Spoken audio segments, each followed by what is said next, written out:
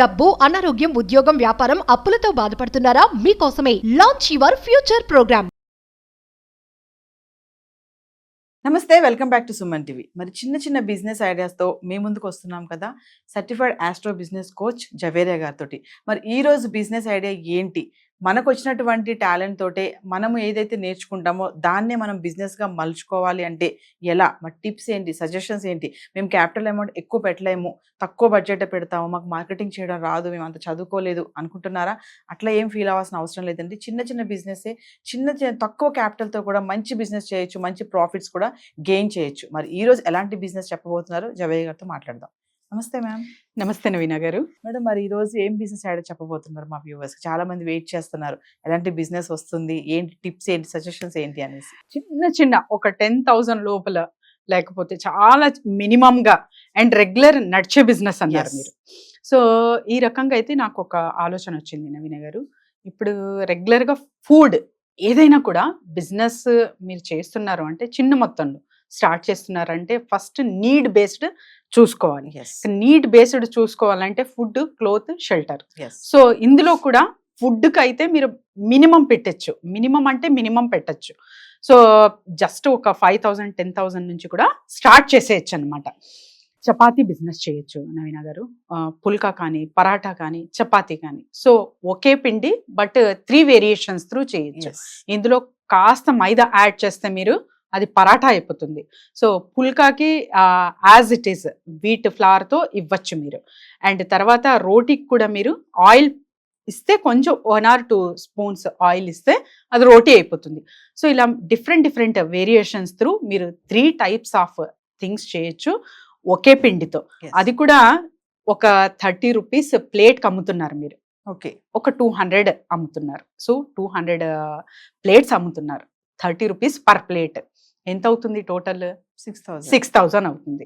పిండి, తర్వాత వచ్చేసి షాప్ ఖర్చులు, చెఫ్కి, ఇదంతా ఆయిల్, గ్యాస్, ప్రతి ఒక్కటి ఇంక్లూడ్ చేయాలి నవీన. సో గ్యాస్ కూడా మీకు ఊరికే రాదు కదా. సో ఇవన్నీ ఇంక్లూడ్ చేసి మీరు చేస్తున్నారంటే కూడా 3,500 వరకు మీకు ఖర్చు వస్తుంది. సో ఇంకా మిగిలింది ఎంత?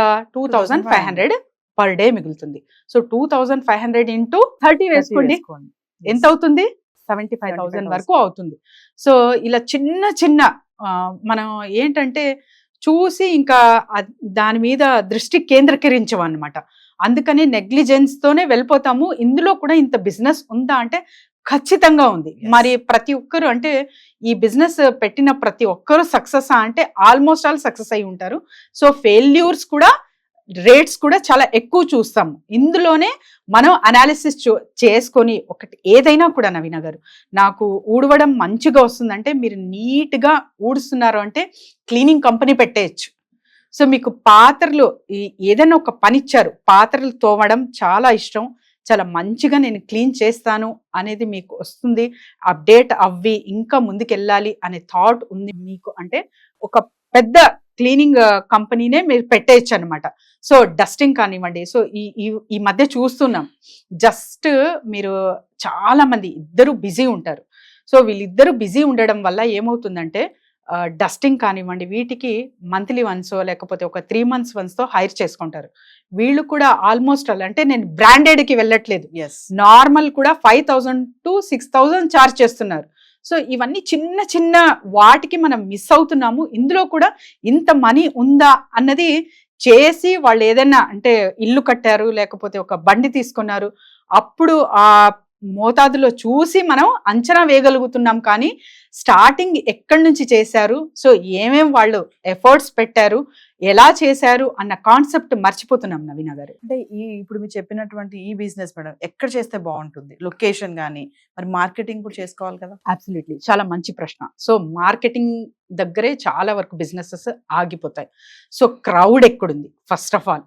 సో క్రౌడ్ ఉన్న చోట నేను పెట్టలేను అంటే connect with the event managers. So catering ఎవరైతే ప్రొవైడ్ చేస్తారో మంచిగా మీరు చేసిన పుల్కా కానీ, రోటీ కానీ, తర్వాత వచ్చేసి పరాఠా కానీ ఇంకెవ్వరిది అంత టేస్టీగా, అంత సాఫ్ట్గా ఉండకూడదు అనమాట. సో కంపారిజన్లో అదే మీ యూఎస్పీ అవుతుంది.